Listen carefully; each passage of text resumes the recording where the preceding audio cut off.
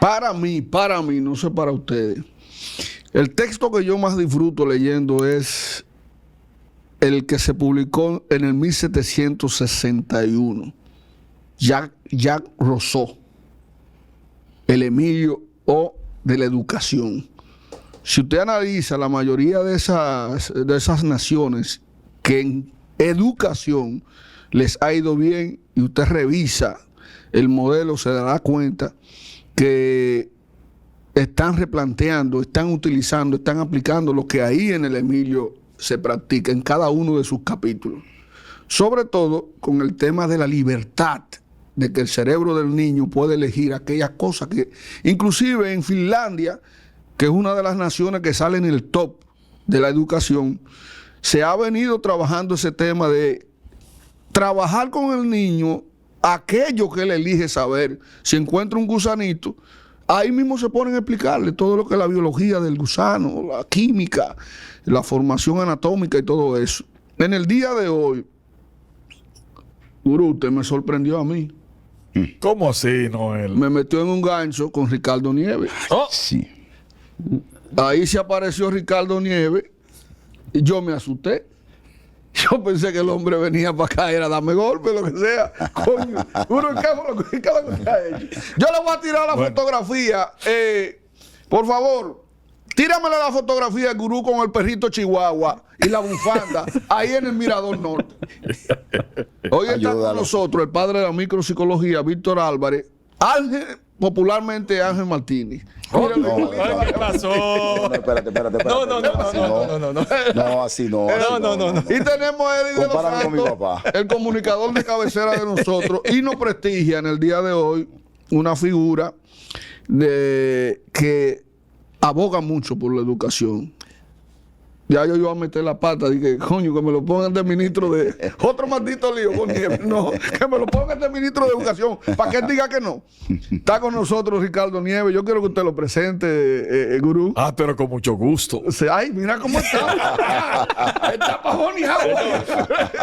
Es que tener a Ricardo Nieves aquí es de verdad un privilegio. Pues usted debió preguntarme a mí si lo traíamos. Yo soy el dueño. No, yo se lo traje pechazo a la pelea a usted también. Traje mi gallo aquí. Cristian Casablanca, compadre. Que no le teme a nada. Aquí lo tengo. Ahora se va a comer. Mira, señores, gracias. Saludos de verdad. Pero eso no te libera. Allá abajo hablamos. Tú sabes que yo soy de la escuela del maestro. Yo me puse mi cinta también. Sí. Claro. Aunque ya no podemos apiar rápido de la cama. Pero por lo menos la experiencia quedó. Señores, Ricardo Nieves es uno de los dominicanos que para mí es de lo que le dice pan al pan y vino al vino. Es un profesional del derecho y de la medicina y de la educación sin miedo. Es un demócrata a carta cabal. Y frente a todo esto, Ricardo Nieves fue un asesor principal del Centro de Protección a las Víctimas del Delito. Institución esta que se dedicaba a defender las víctimas sin costo alguno. Cuando Ricardo estuvo en la Z, Ricardo nos presentaba a nosotros casos en vivo en la radio para darle solución y estuvo presente siempre con nosotros y vigilando que nadie se torciera. Inclusive le corresponde la osadía a Ricardo Nieves de haber cancelado un abogado que estaba o quería utilizar el resarcimiento que recibió la víctima por el caso que tenía y quería utilizarlo en forma propia, y para él y Ricardo Nieves lo canceló como era delante de todo el mundo y en vivo. En el aire. En el aire. Ricardo está aquí, señores, porque una comadre de él le llevó un corte del programa nuestro en donde mencionaron a Ricardo y le han dicho a Ricardo como que más o menos lo confrontaron y bla, bla, bla, bla. Ella me dijo, a mí lo que no me gusta es el jovencito ese. Como que ataca. Yo soy viejo, no sé eso. Digo, aquí nada más hay unos jovencitos. Sí. Yo nunca había visto ese hombre degonzado.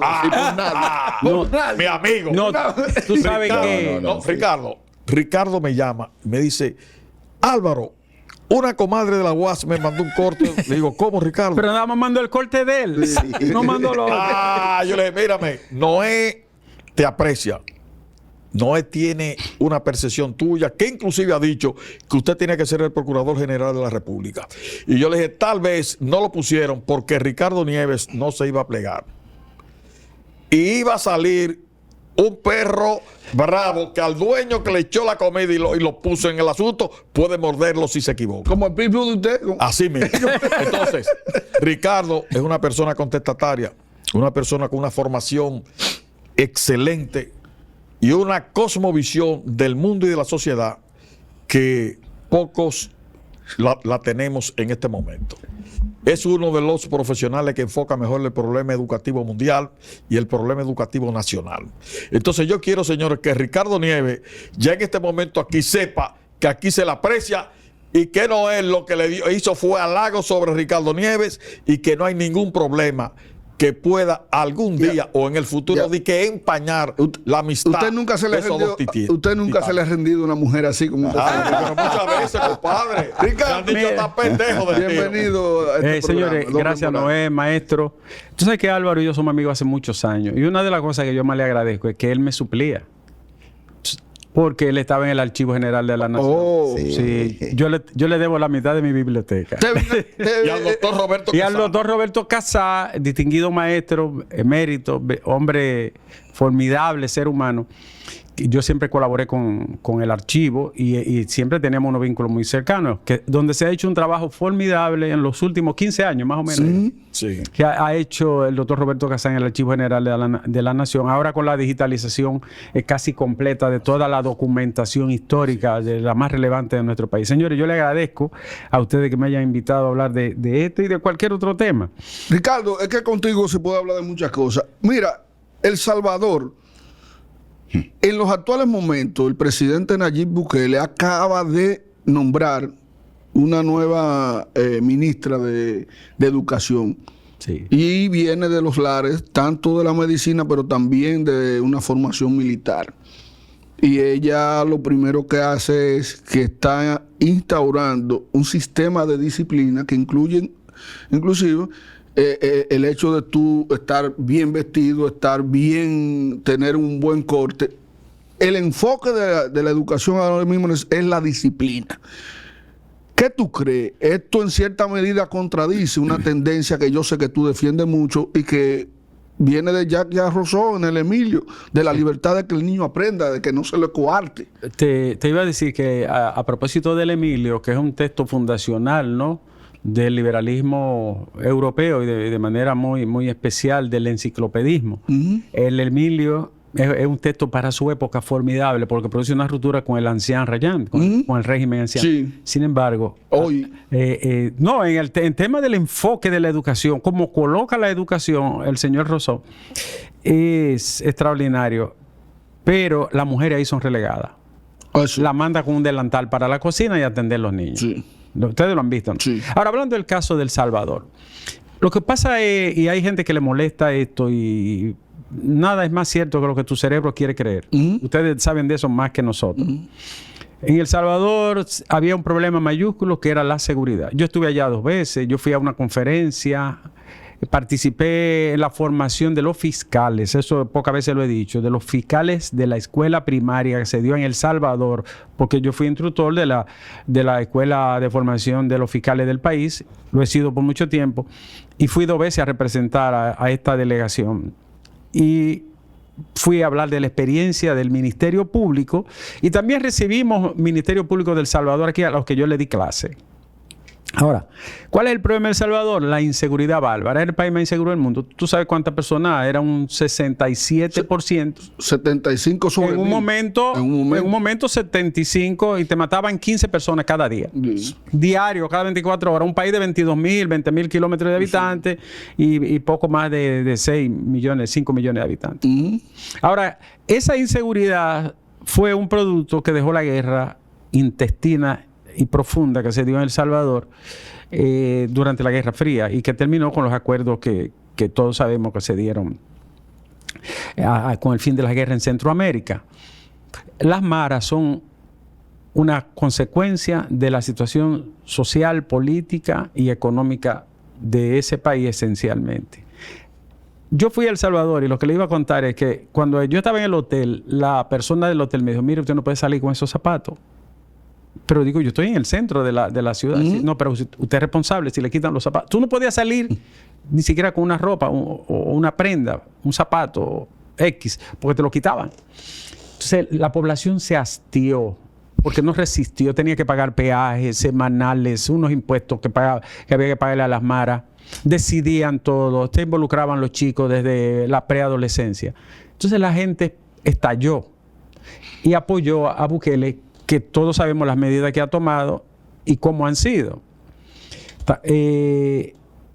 Eso lo ha trasladado a la vida pública. No solo la medida de la seguridad frente al problema de las bandas y de las maras, es decir, de la desviación social, como técnicamente se llama, a la delincuencia juvenil. Y ha trasladado eso a todo el estamento nacional.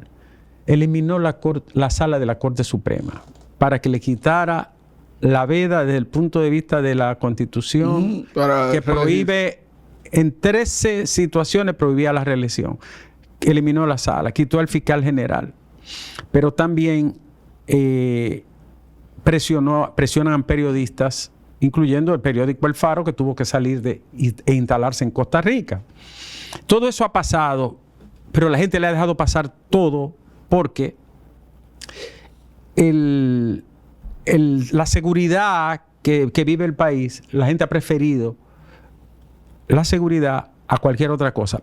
Pero allá hay un espacio autoritario. La escuela no escapa a eso, porque en la escuela era que estaba la fragua de los grupos que catan a los jóvenes para incorporarlo a la mara. Igual que aquí. Exacto. Sí. Entonces lo que ha hecho es que ha trasladado el modelo al sistema educativo. Por eso ha puesto a esta capitana, que es muy bien formada, es médico y que tiene una disciplina muy rígida, que empezó, como tú señalas, con el control de los fenotipos, de las características, de la forma de vestirte, de presentarte. Yo no sé si eso va a funcionar, y tampoco me atrevo a afirmar que vaya a ser sostenible. Ahora, ustedes van a una escuela en Nueva York. Usted dice, no, pero esto no es una escuela. Yo lo he visto. Digo, no, pero esto no es una escuela. El desorden. No, un caótico. Caótico. Una cosa que se debe establecer, y ustedes que son expertos en conducta lo saben mejor. Una cosa es la disciplina que se construye en una sociedad. Y otra cosa es el miedo y el terror que impone el control. Son distintos. Fíjense que Trujillo impuso 30 años de terror. Pero Trujillo muere y al otro día el país estaba patas arriba. No se sembró la disciplina en el terreno fértil, que es el corazón del ser humano. El modelo educativo que nosotros tenemos no promueve un modelo de convivencia ni de cohesión adecuada, de una cultura de paz. Por eso es tan difícil que tengamos una sociedad que no exprese tanta violencia como la que vemos frecuentemente en la calle, en el tránsito, contra los niños, por cualquier disparate, por una pisada, por una discusión, por un juego. Porque esos son valores que tienen que sembrarse en etapas que son críticas de la vida. Pero tú piensas, Ricardo, por ejemplo, para seguir en esa tónica, Nayib Bukele puso una metáfora sobre el enfermo que llega con diferentes enfermedades, y él establece que hay que prestarle atención a aquella que compromete los signos vitales. Eso es verdad. Y él empezó por el tema de la inseguridad. Lo otro es, Ricardo, si tú tienes a Víctor, que es un bateador que te está pegando 2 honrones en cada juego, ¿tú lo sientes en el banco o le das continuidad para que se haga? Mira, el problema es, ¿tú sabes cuál es la situación? Porque la democracia funcionó en El Salvador. Es que nunca hubo democracia. Nunca hubo. ¿Tú sabes qué pasó? ¿Tú sabes dónde funciona? En Uruguay. En Uruguay, sí. Y en Chile también. Sí. Sí, tú sabes, y en Costa Rica por encima del promedio. ¿Tú sabes qué pasó? ¿Qué es lo que ocurre? ¿No? Que es que los hombres se mueren y envejecen. Eso sí. Entonces, si tú sustituyes las instituciones por la persona, está haciendo una apuesta sumamente riesgosa. Y esto está demostrado en todos los países porque es un fenómeno muy humano y demasiado estudiado. si tú no construyes instituciones que sean fuertes, que tengan continuidad, los seres humanos tienen flaquezas, envejecen, se enferman y se mueren y desaparecen. El modelo Bukele continúa después de él. Es muy difícil, porque es un modelo personalista, es muy centralista, es muy autocrático. El Salvador aumentó la pobreza. O sea, 1.3 creció. Pero la gente no se dio cuenta de eso porque la prioridad fundamental es la seguridad. Claro, como tú acabas de decir, el paciente que está en estado de urgencia. El crecimiento económico de El Salvador ha sido pobre. La inversión extranjera es pobre. La evaluación educativa fue pobre. Pero el problema es la seguridad. Sin embargo, yo entiendo al pueblo salvadoreño que no tenía sosiego ni tenía paz y hay que ponerse en su lugar. Lo que yo digo que el modelo es cuestionable que sea sostenido en el tiempo. Pero fíjate que él tiene un proyecto de una escuela por día y él ha invertido en temas del sistema educativo y esta medida que se está tomando ahora puede ser cuestionable, pero estamos hablando de un país donde el caldo de cultivo precisamente de la delincuencia emanaba de las estructuras de los planteles educativos. Sí, ahí era que ahí es que ellos lo captan. Ahí era que se capturaron, pero él se está riendo. Ángel Martínez No, está riendo. cuidado con eso. Mira. Porque, ¿Tú sabes por qué yo me río? sí, porque está de acuerdo porque esta contigo. discusión tuvo usted que venir aquí para que el semblante de él comenzara a mostrarnos algún tipo de convencimiento. Fíjate No, que no, tus no, argumentos, no, mira, fíjate que no, tus no, argumentos son muy débiles y pobres. Porque Los míos. nada, sí, en el buquelismo radical que tú tienes, porque se te ha planteado aquí elegantemente el hecho de que no se puede construir un proyecto de nación basado en una persona. En una persona. Y si bien es cierto que esos méritos están ahí, en el entendido de que para hacer un símil aquí, tú encuentras gente en la calle que te dice, con el PLD vivíamos mejor, así que a mí no me importa que ellos roben, pero vivimos mejor. Desde que tú le planteas el problema desde lo individual, la persona le importa lo que tú hagas, si le da seguridad, si le da bienestar a él. Pero como nación va a haber problemas cuando ya él no esté, y sobre todo porque está forzando la situación, como decimos en el campo, forzando el mingo, forzando y creando, destruyendo instituciones, creando división en los organismos internos de la sociedad, porque tú tienes que sembrar democracia pura. Tú tienes que crear estructuras que comiencen a germinar un nuevo hombre, una nueva sociedad. Pero dime, porque el terror y el control es bueno durante un tiempo. Luego va a ocurrir lo que le puede pasar al propio Lula, que sacó 40 millones de personas de la pobreza y esas mismas personas se presentaron al otro día a protestar contra 25. él. ¿Ve? Entonces, es entendible el hecho de que ante la crisis, en ese momento había que traer el orden. Aquí también la gente te pero dice... entonces, ¿qué es lo que tú y Ricardo le critican entonces? Si, al hecho de que usted, tú no puedes garantizar tu idea subvertiendo las instituciones. Por ejemplo, forzar la reelección indefinida. Eso, sí, indefinida. Dime dónde se aplaude que la reelección sea indefinida. Yo puedo añadir ahí un trocito. Por ejemplo, la gestión de ANLO, ¿no? De Andrés Manuel López Obrador. En México. Ha sido la persona que ha sacado más pobre del país. Yo sentí que él salió sin pena ni gloria. No, porque tú lo veías todos los días y él hablaba diario. Pero te digo una cosa, él sacó más pobre que todo el mundo. Pero no resolvió el problema de México, Ricardo. Pero el problema de México... Es muy difícil. El problema de México... es como el problema educativo dominicano. No lo resuelve una persona, ni lo resuelve un gobierno. México, yo participé en una tesis doctoral que hizo un estudio de México y allá llegó la persona que más sabía de mafia y de grupos criminales en el planeta, Robert Scarpinato, el que venció a la mafia en Italia. Y Roberto Scarpinato duró 4 meses en México y él hizo un levantamiento de los 9 estados, 8 estados que controlan las sociedades criminales, que son los carteles. ¿Y sabe cuál es la conclusión? La solución que plantea Scarpinato es que no hay solución. No, exacto. No hay solución. O sea, por vía convencional, regular, no hay solución. O una guerra o un pacto con él. Tú puedes buscar la fórmula que tú quieras, pero Scarpinato lo que concluyó es que la justicia no puede. Ni las autoridades pueden, ni la policía puede, ni los fiscales, ni nadie puede con el problema. Institucionalmente, México está derrotado por esa situación, porque eso se dejó Y llegar las a... acciones de Trump ahora... No resuelven, porque no resuelven. Estados Unidos tiene 30 millones de consumidores, son 60 millones de hoyos de narices. Ay, Dios mío. ¿Por dónde tú crees que entra eso? tienen que tener... Por los 30 millones, fijo, ¿eh? Entonces, ¿cómo tú solucionas el problema adentro? Todo eso es fuego artificial, como dice la gente. Está mudo él hoy. No, escuchándolo ustedes. Señores, Bukele lamentablemente es un mal necesario en El Salvador.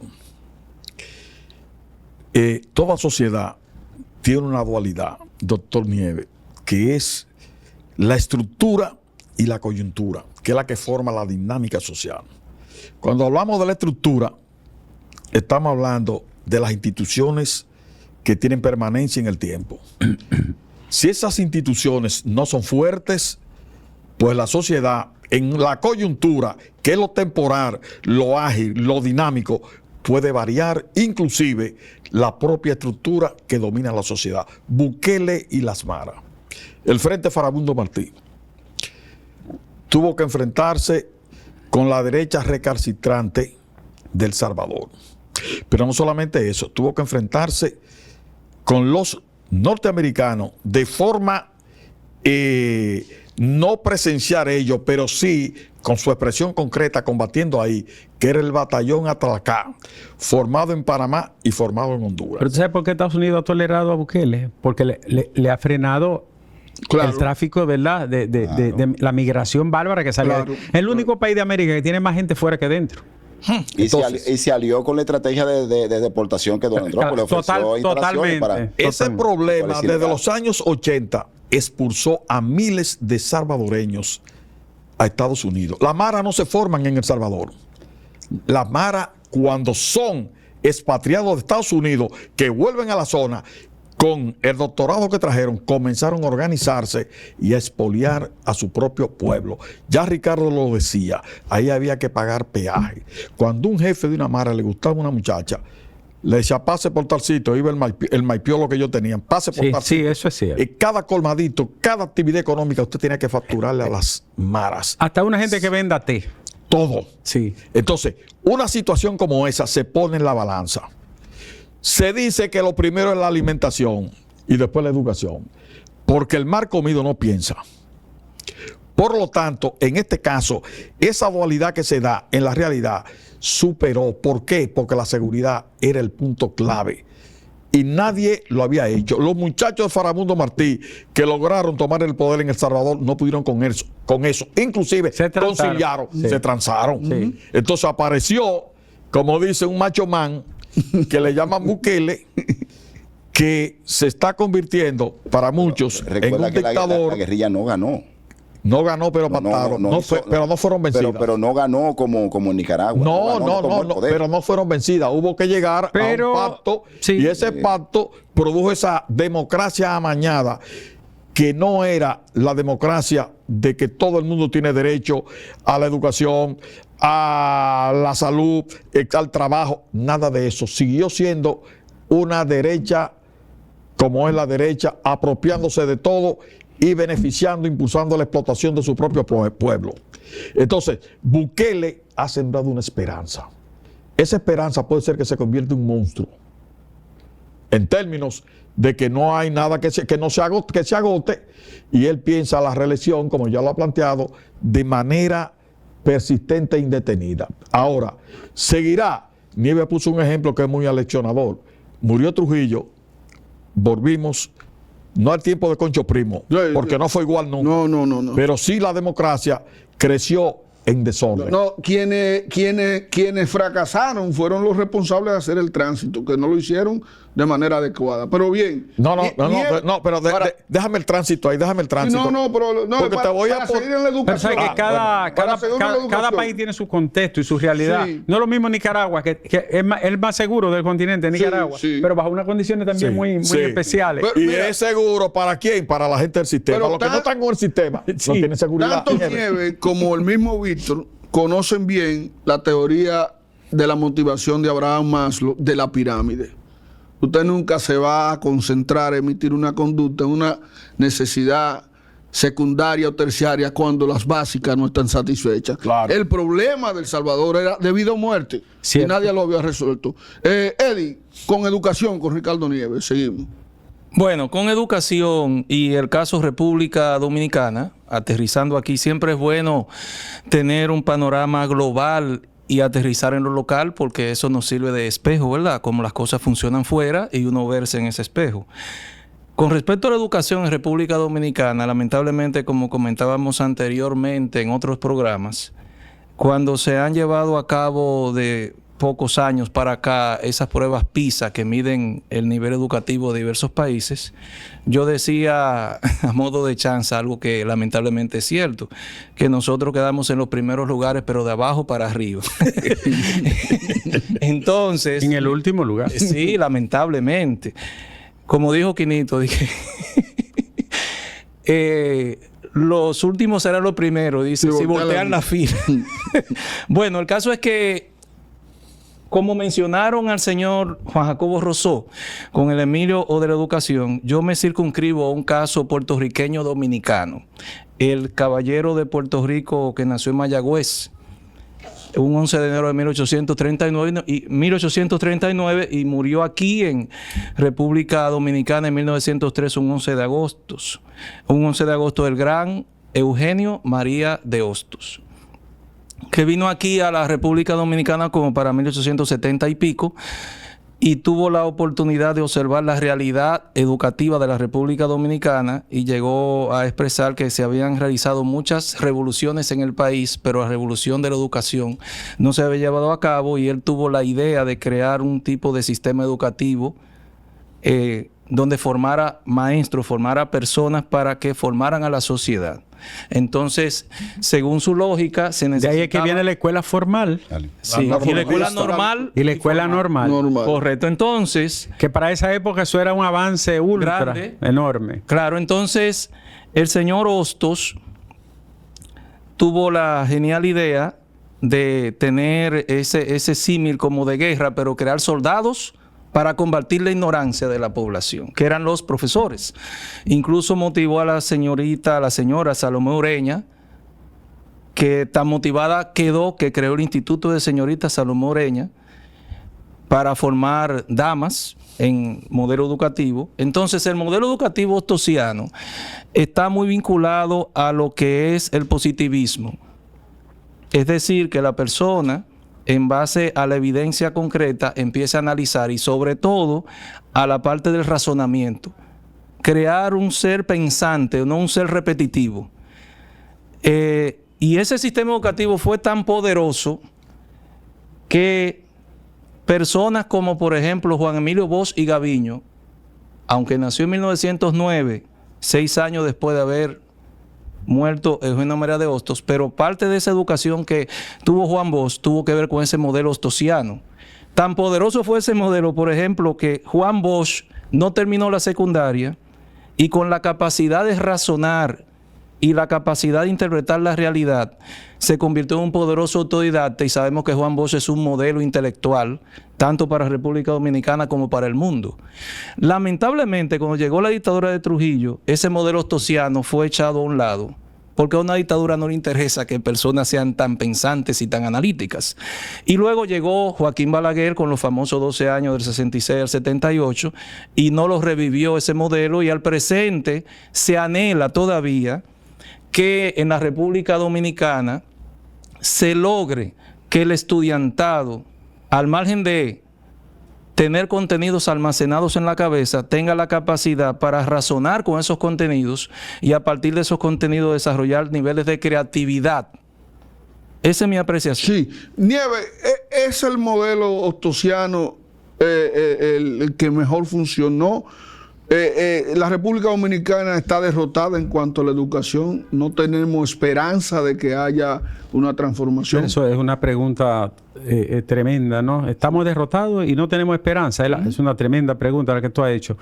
El modelo hostosiano para la época era un avance supremo, porque venía a confrontar y a sustituir el modelo casi feudal Sí. que había dejado la colonia en los pueblos criollos y que estaba bajo dominio fundamentalmente del dogma católico. Ujú. El modelo ostosiano estaba basado en la razón, en la observación y en la reflexión, como bien lo dice él. El positivismo hoy está en crisis, pero para el siglo XIX era probablemente el pensamiento más avanzado con que se contaba en cualquier ámbito, incluyendo el ámbito filosófico, pedagógico y parte del cientificismo que nosotros conocimos como la escuela de Austria, la misma escuela de Berlín, de todos esos grandes fundadores, El mismo círculo de Viena. el mismo círculo de Viena, La escuela de todo el eso. grupo de Frankfurt. Sí, todo eso se basan fundamentalmente en el positivismo teórico y el cientificismo de la física de origen newtoniano que revolucionó a Albert Einstein. ¿Qué es lo que pasa con Otto? Fíjense que Lilly expulsa a Otto de aquí, es Lilly que lo saca. ¿Y dónde se va Otto? Al cono sur de América. ¿Y dónde lleva su propuesta? A Argentina, a Chile, a Uruguay. Hasta un Allá- ferrocarril motivó A los construir allá. países que tienen más avance Ahí educativo. ahí funciona. Pero claro, tenía que funcionar. ¿Por qué? Bueno, porque no es que era contrario a lo que pensaba la iglesia y los grupos más conservadores, no era un bárrelo todo, no era un modelo que venía a acabar con todo y a suplantarlo todo. Lo que centraba era la razón en el centro de la argumentación lógica desde el punto de vista del estudiantado, que no fueran basados en creencias nada más, con aceptación simple y sumisa de que los hechos o los fenómenos ocurren porque sí, sino era reflexivo. Para esa época eso fue una revolución enorme y eso chocó de una vez con los sectores conservadores, con los autócratas y con la iglesia. Otto estaba adelantado 100 años.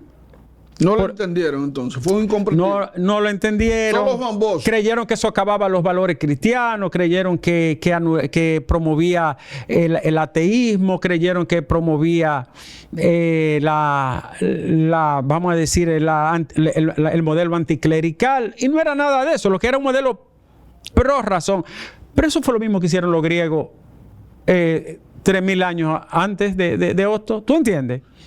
Juan Bosch le hace una apología. En El Otto, sembrador.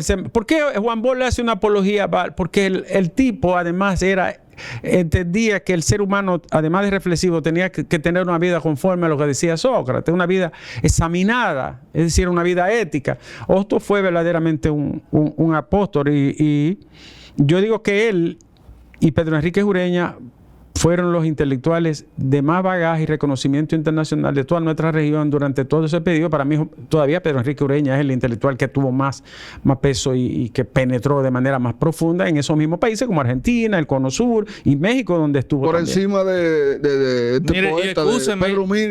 y Yo excúseme, creo que más trasciende Pedro Trasciende Enrique, más. sí, debe de ser, porque era un polímata, sabía y dominaba todo, era un lingüista, era un escritor, era un ensayista, era un pensador, era un filósofo y era un hombre de un impecable pensamiento. Bueno, pero la condición de él de tener que moverse en diferentes Eso, países, lógicamente. por la situación que había, Sí, aquí, sí. lo colocó también en una perspectiva distinta. pero Tiene excúseme, Pedro Enrique Sureña bebió de la fuente Pero de General de claro, Hostos. viene Dato de importante. la escuela ostosiana. Sí. Bueno, señores, ustedes han planteado prácticamente que el sistema educativo nuestro ha fracasado. Yo le diría... Bueno, pero, te dio a Ricardo, Sí. le dio a usted, lo dio a... Entonces, es que hay algo se saca. hay una característica en el sistema educativo. Yo quiero interrumpirle a usted un Sí. segundo. Por cada 100 estudiantes de Finlandia, Singapur, Taiwán, Japón, Corea, Noruega o Suecia o de China, fundamentalmente Beijing, Shanghai, Hangzhou o Shenzhen. Por cada 100, ellos tienen un promedio de 69 estudiantes óptimos, lo que llamamos cuadro de honor. Ya. Wow. Por cada estudiante, República Dominicana tiene 0.75. Sí, por claro, cada 100. Claro, Entonces, lo que tú acabas de decir, Claro. hemos fracasado. hemos fracasado. Por lo menos en estos 40 años de educación democrática hemos fracasado. Nieves, lo más peligroso es que hemos llegado a un nivel tal que el estudiante dominicano mata al mensajero que le va a llevar la medicina para él salvarse. Ya ellos no están admirando a los profesores, No, están respetando a los profesores. Pero eso se perdió. Pero liderazgo. el antiintelectualismo es global, porque es el nuevo modelo de prevalencia de la esmartización de la vida y de la pantallización de la existencia que dice Eric Saddam de este tiempo. La gente está en esto. Sí. La casa de que yo quiero. Sí, sí. La viral. Sí. Amigo, yo quiero. La que yo quiero, la viral. El tipo, el pleito de. Vamos ¿Quién fue que a ver. peleó? Casablanca. ¿Cómo se llama? Casablanca Con Chrysler. Que lo Con un vio crack. entero. No. Oye, ¿cómo eso me fue lo perdí que yo? pasó en Entonces, Rebeca. entonces, eso Con así. su perrito ahí. Perdóneme, maestro, para darle paz. Eso ha significado, señores, es una tragedia. Profesores, de cada 100 estudiantes dominicanos, 0.1. 92 niños de 15 años para abajo leen un texto de 3 párrafos y no lo entendieron. Pero la pregunta es la siguiente. No haga Te- esa pregunta, no la haga. No la hago. 90 y Vamos. solo 8 entienden un poco, ¿no es? No, Nieves, vamos al fracaso. Lo primero es que aquí no hay continuidad de Estado en el sentido largo. Es un elemento Dato importante, importante. Niel. Que ahí comenzamos. Es que ninguno de los Señor, gobiernos ha tenido un programa Señores. de educación que sirva. Ninguno. Todos han seguido Nieves. el mismo modelo. Hay que Pero, cambiar. señor, Pero, Nieves. Álvaro, Sale un Trujillo. momentito, espera Sale un momentito, Trujillo. espera un momentito. Es que aquí hay la educación está sectorizada. Porque, por ejemplo, ese dato de que nosotros tenemos tan ínfimo... 0.75. Ni uno. Aquí hay colegios de matrícula de 200,000 pesos mensuales. O sea, aquí hay la educación no es como la vemos en las escuelas públicas. Aquí hay un elitismo también en la educación. Sí, pero Entonces, cuando mide la privada también está por debajo de del Pero, continente. entonces También, se trata de no es la algo pública. pero, Más profundo. Es la educación. pero se Es la trata educación. de algo más complejo que algo Señores, simple. señores. Aunque sea un juego de palabras, déjame decirte, porque estamos hablando de que el pensamiento nacional no ha logrado ponerse de acuerdo en formar un hombre a la altura de las circunstancias. Pero no estamos hablando de gobierno nada más. No, puede ser nada es más de que de todos los gobierno. sectores. No estamos hablando de presupuesto, Es la estamos hablando de la sociedad, sociedad no, es la completa. sociedad. Estamos hablando de los padres también, estamos hablando de Eso es todo. lo que Nieves tiene que entender. La sociedad del Salvador dijo, no más. Miren, Álvaro, yo estudié en un lugar en Alemania que los padres de los niños iban un día a la semana a limpiar la escuela. Claro. Y aquí la gente dice, ¡ay! No, la tenemos me lleno de pusieron a hierba, barrer". de Ni a la escuela. reunión, Ni a la- Nieves. No van a las reuniones. Gurú, que está nervioso. Que se pongan bravos lo que se vayan a poner. Ok. Lo primero es, No, pero así no. Es así. después que Trujillo sale del El poder, sensei. tenemos a Balaguer en el mando. Se va a hacer una reforma que se conoció como la reforma de la educación media, la panacea de ese momento. Con la ordenanza 168, 169 se inicia ese proceso con los liceos diversificados, con educación técnica, en agricultura, perito en agricultura, esto iba a ser en contabilidad, o sea, varias salidas tienen ese bachillerato. ¿Qué ocurrió? Que la izquierda revolucionaria, y perdónenme, Ay, Dios mío. comenzaron a Ay, torpedear ay, Nieves. y decían ¿Qué fue? que la carga académica era tan fuerte que era para sacar a los jóvenes de la revolución y de que pensaran en la lucha por la emancipación. Ya te encontré el culpable. Espérese. Fracasa la 168, la 169. Viene la 170. En la 170 recuerdo yo que habían unos asesores norteamericanos en mi liceo de San Juan de la Maguana con aparato, con un Geiger para medir la radiación que traían los relojes del momento, que eran fosforescentes. Y pitaban, ¡pup, pup, pup! Decían, ¡hey! Eso le hace daño a la salud. Recuerdo como ahora. Nosotros protestábamos, fuera los yanquis del plantero, porque entendíamos que era la intromisión de los norteamericanos entrando y manillando el currículum dominicano. El plan se cayó a la larga. Yo iba a ser técnico en agricultura y quiero decirle que me pusieron en el sol a chapear la hierba y dijo, ay no, pero yo me salí de eso y me entré al humanista, que así se llamaba, el que no era especializado. A todo esto va a venir una reforma que eso fue, mire la panacea, viene la 196 con el plan decenal. Hago un stop aquí. El sistema educativo dominicano se monta en la ola, en lo que está pasando en la periferia, nos montamos y damos eso como que es lo último y ahí comenzamos y tan pronto avanzamos 2 o 3 años, eso se cae. Y el ministro que viene de nuevo, entra con otra propuesta, o sea que nunca se agota. La 196, el plan decenal, fue lo que más consenso generó aquí. La ADP se vinculó, todo el mundo se vinculó en la época de Jacqueline Malagón. Y la base con que estamos avanzando fue esa. Pero ¿qué ocurre? Nieve, vinimos con la tesis epistemológica que se conoce como el constructivismo. Bajo la óptica que los padres, que el estudiante, nadie le enseña. Él crea su propio conocimiento con un buen andamiaje que la escuela le proporcione. ¿Qué pasa? Que los profesores mandaban a los chicos a la casa, los papás que no tienen el nivel cultural del profesor no podían ayudar a los niños en la construcción de su propio conocimiento. Eso viene siendo y fue casi un fracaso porque no pudimos con eso. Eso no se entendió. Entonces, nunca. No se entendió. Nunca. Ahora estamos, ya el neoconductismo lo dejamos, pero con el neoconductismo nosotros fuimos a la luna y pusimos las primeras sondas a explorar el espacio. Ahora estamos con el enfoque por competencias. El enfoque por competencias lo están demostrando en muchos países. Es más, en Japón no quieren pantallas inteligentes. Están volviendo al cuaderno y al lápiz porque el estudiante ya no resuelve ni piensa, sino que con el aparatico en la mano lo resuelve todo con la IA ahora. Hay un conjunto de profesionales que están publicando que cuando se haga un sedazo de ver los plagios en la producción, muchos van a quedar mal porque están haciendo libros atentos a la IA, poniéndole todas las referencias, el aparato crítico, todo, y están asumiendo que son ellos que lo están haciendo y quien se lo está haciendo es la inteligencia artificial. Entonces, hoy estamos con el enfoque por competencia. En los colegios y en las escuelas los muchachos no se pueden quemar. Nieve, Porque la competencia no se logra en una clase ni en 2 clases, se logra en un periodo y casi en la vida entera. Sí, pero entonces, las ¿qué está pasando? Que para muchos el enfoque por competencia está bajando la calidad del proceso, como decían que el constructivismo anulaba la intelectualidad.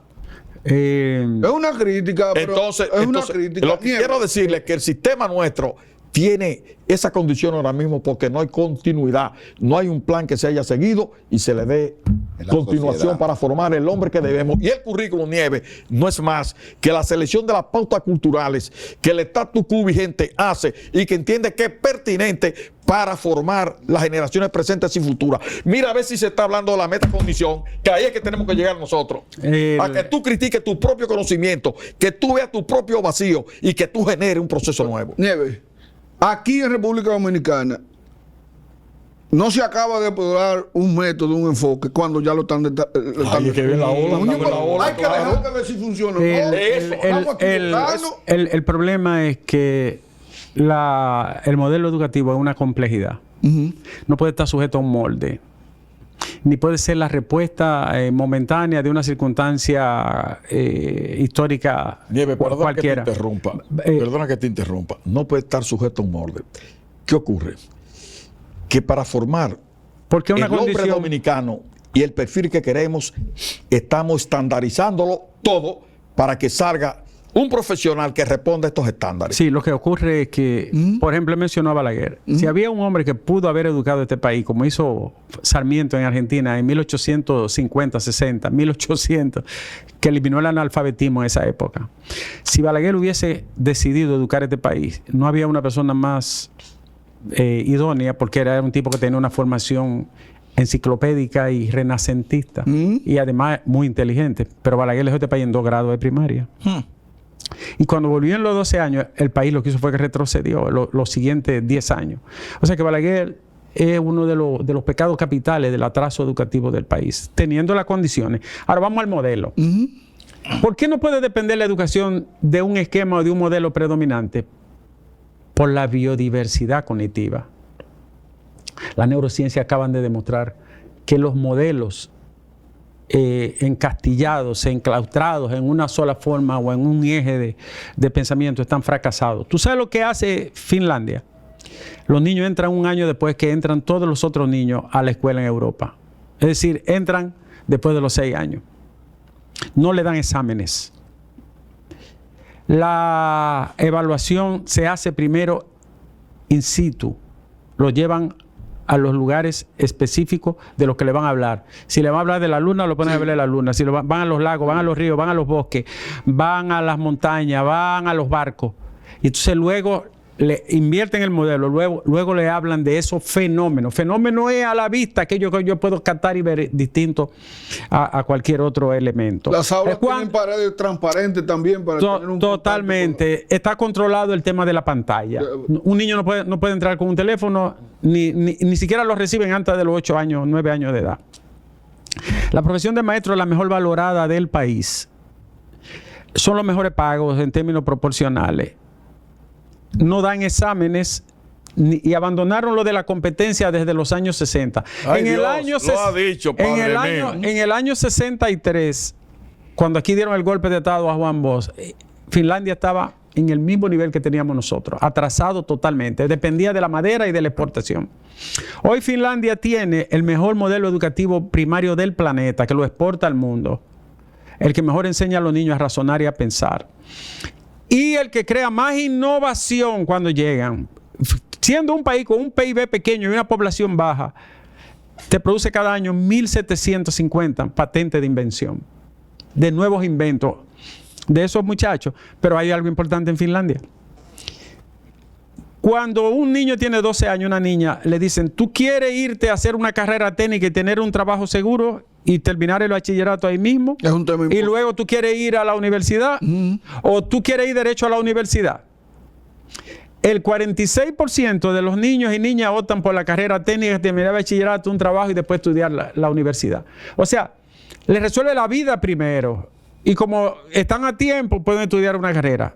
Para mí, uno de los mejores pedagogos y analistas de la educación es Tony Wagner. Él es norteamericano. Yo le invito a que lo lean. Tiene un libro que se llama Creating Innovators, Creando Innovadores. Es un libro excelente, está en español también. Tony analizó el fenómeno europeo y americano y lo comparó y dan los mismos resultados. 20% no termina el bachillerato. Por alguna razón no termina el bachillerato. 20% lo termina pero abandona y se dedica a otra cosa. Ya queda 60%. 60% entra a la universidad. Eso en Estados Unidos. En Estados Unidos y en Europa también, el mismo comportamiento. 60% entra a la universidad, pero el 20% abandona antes la carrera. Nos queda 40%. 20% se gradúa, pero no se gana la vida con algo que no tiene ningún vínculo con su título ni con lo que ha estudiado. Solo queda un 20%. Es decir, el Estado invierte un dineral y la sociedad para que un 20% sea el que termine la universidad y viva de lo que estudia. Lo mismo pasa en Europa. En Finlandia no pasa eso. Y en nuestros países se heredó ese modelo. Por eso nosotros tenemos que en la UAS un 52% se va antes de los 3 años. Yo quisiera preguntar. Europa del Este, fundamentalmente, pero domina los números. Porque ahí tú tienes los países nórdicos, por ejemplo. Pero los países nórdicos es otra dimensión y otra organización. Eso es aparte, por eso yo lo pongo aparte. Montándome en su razonamiento, me gustaría preguntarte, si aquí el 80%, por ejemplo, de las empresas son individuales, la famosa MIPYME y todo esto, ¿nosotros deberíamos dejar de formar a la gente para que sea profesional o deberíamos poner más empeño en que sean técnicos? Lo que ha hecho Finlandia es que lo ha combinado, acabo de decirlo, es correcta, la pregunta es muy directa. Lo primero es que todo el mundo no tiene la obligatoriedad ontológica humana del ser de tener un título universitario. No todo el mundo, porque ni todo el mundo tiene la misma competencia, ni tiene la misma creatividad. Aquí no. Es más, aquí hoy hay una responsabilidad con eso. No es una barbaridad. Hoy las grandes empresas del mundo no te piden ni un título. No. Lo que te dicen es, ¿qué tú me traes? Sobre todo, ¿qué tú sabes? ¿Qué tú me planteas? Bueno, yo te traigo. Opera. Es más, le voy a decir una cosa. El modelo universitario en Occidente, desde 1088, cuando se fundó Bolonia, en Italia, que es la primera en Europa y en el mundo occidental. Desde 1088 al día de hoy, las universidades le tienen una oferta al estudiante. El siglo XXI lo invirtió. Yo conozco 2 casos de dominicanas que le han propuesto a las universidades la creación de nuevos modelos de carrera y la ha aceptado. Una de ellas, Yale, Hija de una dominicanita y un dominicanito, amigo mío, egresados los dos de la UAS, su padre. Hay un amigo tuyo que, Un amigo, que estudió allá. tú lo en Yale. sabes. Y bueno, donde estudió Héctor. Héctor. Una dominicana creó una carrera allá. En el mundo de la tecnología, el desarrollo es tan bárbaro y la innovación es tan vertiginosa que los jóvenes inmediatamente entran a la escuela y empiezan a desarrollar los planos cognitivos básicos, se meten en el mundo de la tecnología, empiezan a crear. O sea, el modelo educativo cambió, se ha invertido el rol. Pero tú sabes que No todo el mundo tiene que ser licenciado. tú sabes que a ese Sí, el nivel, problema. pero tú sabes que al nivel de las primeras etapas del desarrollo cognitivo, la creatividad es efervescente. Enorme. Entonces, Es Noel, un universo eso. entonces nosotros tenemos una oportunidad, porque la Universidad Autónoma de Santo Domingo, que se está nacionalizando y se va a convertir en el circuito universitario más importante Sí. de la República Dominicana, todavía apuesta mucho a la licenciatura. Pero ahora porque está en el modelo tradicional. pero está inmersa ahora en el rediseño curricular. Deberíamos entonces elevar el interés en que la universidad también pase a hacer y crear ofertas técnicas. Hermano. Que permitan al individuo incorporar un conocimiento, trabajar sobre ese conocimiento y completar su formación si lo quiere. Hermano, yo hice un experimento con unos estudiantes de maestría. Yo le di una sentencia de una decisión importante que hubo en el país. Y le dije, pregúntenle a DeepSeek, a ChatGPT, a Copilot y a, ¿cómo se llama la otra? Gemini. Le dije, pregúntenle a las 4 que le dé su opinión sobre el fundamento, las argumentaciones de la sentencia. Y la respuesta que dieron, por lo menos 2 de ellas, superaba la decisión del... Por milla. Tenía más Fundamento. más fundamento, más argumentación, Ya después. un enfoque epistemológico mucho más profundo, más razonabilidad. Recurrió a otro texto con mayor fundamentación. Nosotros estamos en un periodo donde lo que ha variado hoy, esto es muy importante. Pero tú sabes que hay asistentes ya en derecho que ya... Pero que tú lo totalmente. sabes. Y en Europa Oriental, Sí. ya hay varios países que ya la tienen, ¿verdad? Sí, sí. Ahora, señores, ¿qué es lo que ha pasado? Que la racionalidad que nosotros descubrimos desde la episteme griega y la paideia griega que expandió Pericles en el siglo V de Grecia, que duró eso desde Platón hasta Immanuel Kant, ese pensamiento y esa razón cambió con la revolución tecnológica. Nosotros estamos hablando de un nuevo modelo de racionalidad humana. Es decir, lo que ha cambiado hoy, lo que ha mutado es la racionalidad. Es una nueva especie. Supera el modelo de la antropológico que concebimos a partir de Claude Lévi-Strauss, Malinowski y los grandes antropólogos de la historia. Nosotros estamos, le llaman antropoceno, ¿verdad? Nosotros estamos sobre eso. Yo estoy hablando que un niño de 3 o 4 años, tú le das este aparato. Claro. Y juega con él sin haberlo visto nunca. ¿Cuántos años para atrás estamos nosotros en términos de la educación, Nieves? Fíjate, un año educativo equivale a una cantidad de invenciones y de descubrimientos incontables, un año educativo. Con el COVID perdimos el promedio de 1.7 años, 1.6, 1.7 en América Latina. Los países más pobres y más atrasados perdieron más, como nosotros. Nosotros estamos en el último lugar en matemática, en el último lugar en lectoescritura y en el último lugar en ciencia. Al estar en el último lugar en todos esos horizontes de pensamiento, el rezago de nosotros es mayor. Porque nuestros niños son los que menos razonan, los que menos saben leer, los que menos matemáticas saben en el continente. ¿Qué implica que nos lleve? Bueno, te voy a poner un ejemplo. Un niño de Singapur le lleva 8 años a un niño dominicano en el mismo grado. Ya. Pero un chileno le lleva un chileno le lleva 5 años y medio y un uruguayo le lleva entre 5 y 6 años. Sí, sí, sí.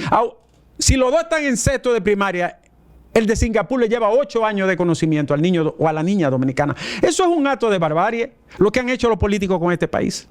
Hablando en serio, ¿no? Pero no, tú dijiste ahorita, no son los políticos. Yo descubrí que no, que hay otro problema mucho más grande de ahí. Pero se desprende de ahí. Por ejemplo, los maestros son productos del mismo sistema educativo. No pueden dar más ni mejor, porque ellos son productos del mismo modelo educativo.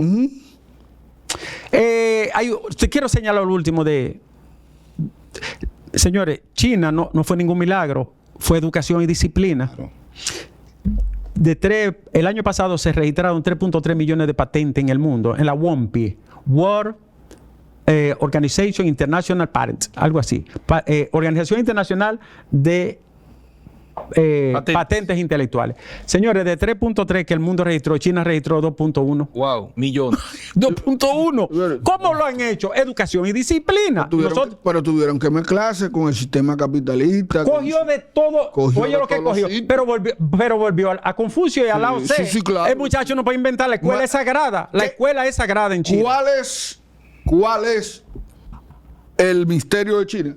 Bueno, lo que hacen todos los países, que mantuvo su cultura intacta. Sí. Aunque metió el elemento, claro que sí. No y le eso diga está eso a registrado. Álvaro. Lo que No le hizo diga fue eso que a Álvaro, tomó. que él entiende que todo debe modificarse y que debemos China no, mandó. modificarse todo, No. diga eso. China, el sistema de China, disciplina. hoy mismo China tiene 1,5 millones de gente haciendo PhD en los países de desarrollo. Claro que sí. Hoy Señor, mismo. Nieve. El elemento fundamental ahora mismo en educación es el maestro, no son las aulas. ¿Qué ocurre? Decíamos que el maestro dominicano lo que manejaba era contenidos, no tenía metodología, por eso no enseñaba. Agarramos a nuestros profesores y lo entrenamos en metodología y nos descuidamos en el contenido. El hombre sabe mucha metodología, pero no tiene nada en la bola. Estamos buscando que el maestro razone. Nieve, yo le pregunté a un concursante que cómo se aplica la lógica al análisis histórico. Y yo formulo un objetivo, digo, no. Mira la lógica formar. ¿Cómo? ¿Qué es la lógica? Él no pudo. Usted lo ahogó. Y le dije, Lo ahogó. le dije, ¿cuáles son las leyes? ¿Cuáles son las leyes de la lógica? Lo inundó. Y no pudo. Le dije, mira, identidad, contradicción, tercer excluido y razón suficiente. Sí. Tú puedes definir. No pudo. No, ni lo va a hacer. No, pues un Nieve. abusador. No. Hay un problema de Nieve. Pero un abusador. No lo va a hacer. espérese, tú tipo. lo llevaste demasiado. No. Nieve, si yo te pregunto a Yo ti, estoy leyendo a Hegel en estos días. Es que, y yo digo, pero este hombre estaba malo de la cabeza. No, y yo tengo que dejarlo. Claro. Y a veces me tengo hasta que tomar un trago. ¿Qué pa- tú comes Nieve. para meterle mano? ¿A Hegel? Sí. No, yo lo. Con tanta Nada, hambre de mira, San ni Pedro, plátano, ni plátano. Oye, hablando en serio, lo que acaba de decir el maestro es lo siguiente. En griego, No, por un abusador. todos somos griegos, ¿verdad? Sí. Los griegos fundaron todas las instituciones que nosotros estamos encaramados. Lo que en estamos ellas. repitiendo La palabra método en griego quiere decir método, camino a seguir. Camino. claro. La palabra educación quiere decir paideia, de la educación de los niños. Y la palabra ciencia, pensamiento, inteligencia es episteme, que es lo que nosotros no tenemos, epistemología. Ya no se habla ni de metodología, sino de enfoque epistemológico. Sí. En el mundo de la revolución tecnológica echó todo abajo y lo tiene todo en cuestionamiento. O sea, todo está bajo cuestionamiento. No hay ninguna idea sentada, no hay grandes argumentos aplastantes. Cualquier edad puede ser provisional incluso. Sí. O sea, nosotros estamos en un periodo de una fractilidad tremenda, ¿no? De un fractal desde el punto de vista del conocimiento y de la conceptualización de la vida en todos los órdenes. Ahora, ¿qué es lo que no ha variado? No ha cambiado, ni debe de variar. El baremo ético de la vida. Valorar la vida, el respeto, valorar la naturaleza, los buenos sentimientos humanos. Entonces la escuela nuestra latinoamericana se vació de todo eso también. El modelo educativo promueve mucho el egoísmo, el individualismo, la falta de cooperación. El sistema de valores lo sacó. Lo borró. Entonces es un elemento que también influye mucho, por eso todo el mundo quiere ser un ratatá, una cosa de Claro. Moral y cívica de nuevo en la escuela. Debió tener otro nombre, pero nunca es malo promover los valores, nunca es malo. No ha habido una sola sociedad en toda la historia humana que se haya desarrollado, sustentado sin una escala de valores. Decía el poeta, no quiero ver lo que he visto a través del cristal de la experiencia. El mundo es un mercado donde se venden virtudes y conciencia. El peculado, si quien lo comete tiene un diamante bien tallado, el asunto se quedó ahí. Eso es lo que está pasando ahora. Perdimos la mitad de todo. No, Yo le pero escribí- el gurú nos ha obligado a que cerremos. Ricardo, termina tu idea para que... No. Es una discusión muy amplia. Ojalá podamos enfocarla desde el punto de vista de los contenidos. Por ejemplo, educación e inteligencia artificial. Mal utilizado es como la fábula de Esopo, la lengua, ¿no? La lengua mal usada puede provocar una guerra o puede producir un poema, como el que acaba de decir el maestro. Lo mismo pasa con la inteligencia artificial. Señores, si la gente no sabe preguntar, la inteligencia artificial es como un gorila con un teléfono inteligente en la mano. La pregunta más importante de la historia es varum o giti en griego. ¿Por qué? ¿Por qué? Es la del asombro, es la de la filosofía, es la de la educación, es la de todo. Si los niños y las niñas no aprenden a interrogar, a preguntarse, a interrogarse, ni la inteligencia artificial ni la tecnología le va a servir de nada. Bueno, yo ahí soy como Rousseau. ¿Cómo? Ellos nacen con esas inquietudes. Lo que pasa es que la sociedad Se la castra. se la castra y así no se puede. Bueno, con Ricardo Nieves habría que abrir un espacio demasiado No, amplio. pero tú y yo no hemos terminado, allá abajo hablamos. Yo soy el referee. Yo soy el referee. Lo saco No se todo. puede dar por los ojos ni la parte Como baja. todo se firma ahora, yo voy a firmar. Oye, yo voy a alzar el yo celular. cuando termino aquí como y me quedo por ahí tranquilo. Señores, gracias, maestro de corazón. Estamos en elecciones ya, ¿verdad? En la universidad. Es un año, Ricardo. Es un año, Yo ya. quiero comprometerte a ti a que una charla que tú estás dando sobre educación precisamente la llevemos a cada uno de los centros de la universidad. Ah, bueno, la conferencia que he montado en Pucamaima, sí. en la UAS Sí, sí. y en algunas otras universidades es la Universidad del Siglo XXI. Nosotros tenemos 37... En la Católica estructuras. también. 37. 37. Muy bueno llevarlo, ¿eh? A 40 kilómetros de cada dominicano está la universidad en estos momentos. Y se está haciendo planificado. Que es correcto lo que se está haciendo. Sí. Baní, Asua, luego viene Independencia, Sí, San Juan. Ocoa, Sí. Atomayor, Sí. Cotuí. Cotuí. Eso es una excelente decisión, porque ya la universidad no es solo un espacio físico. Ahora es currículo Hoy pertinente. nosotros estamos en presencia, no lo tocamos aquí porque el tiempo no da, pero lo que está dominando es la hiperaula, Sí. la integración de diferentes disciplinas, vamos a decir, inter y transdisciplinario, con un enfoque de cualquier orden, psicológico, moral, ético, jurídico, biológico. Para de todas esas opiniones y de esas visiones, entonces extraer. Consolidado. Sí, claro. Mira, yo estoy trabajando lo que se llama estudiar con propósito.